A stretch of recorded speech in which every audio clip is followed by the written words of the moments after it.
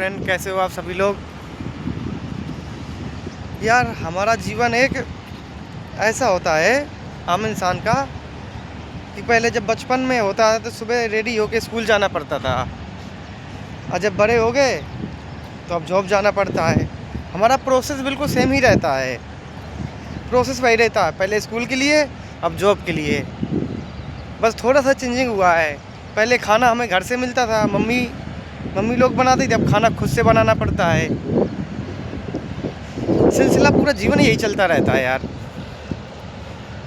पता नहीं जीवन में क्या करना चाहिए क्या नहीं करना चाहिए यार, समझ में नहीं आता इस चीज़ को। वैसे आज का मौसम बड़ा अच्छा है, एक ग्राउंड है यहाँ मैच होता है। आज का मौसम बड़ा एक अच्छा है बहुत।